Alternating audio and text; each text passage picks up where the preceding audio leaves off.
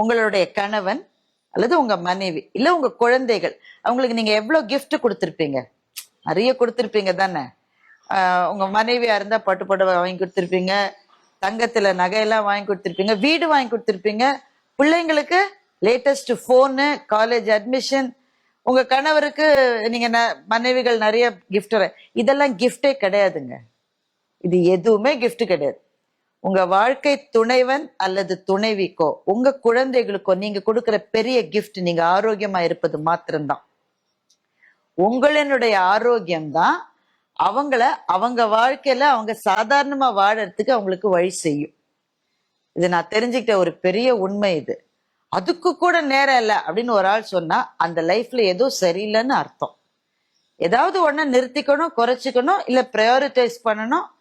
உங்க ஹெல்த்துக்கு என்ன தேவைன்னு உங்க மனசுக்கு நல்லா தெரியும். சும்மா தெரியாதுன்னு சொல்லாதீங்க, கட்டாயம் தெரியும். அதுக்கு நேரம் இல்லை, அதுக்கு டைம் இல்லை, அதை விட முக்கியமா ஒண்ணு வந்துருச்சு, ஆபீஸ்ல எங்க விடுறாங்க, நையின்னு பிடிங்க எடுக்கிறாங்க, இப்படிலாம் காரணத்தை சொல்லி நம்ம ஓடிக்கிட்டே இருக்கோம்.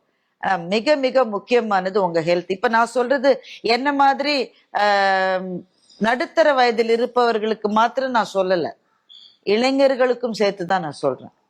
ஏன்னா you have to begin early. எவ்வளவு சீக்கிரம் உங்க ஆரோக்கியத்தை நீங்க பாத்துக்க ஆரம்பிக்கிறீங்களோ அவ்வளவு நாள் வாழ்க்கை நல்லா இருக்கும்.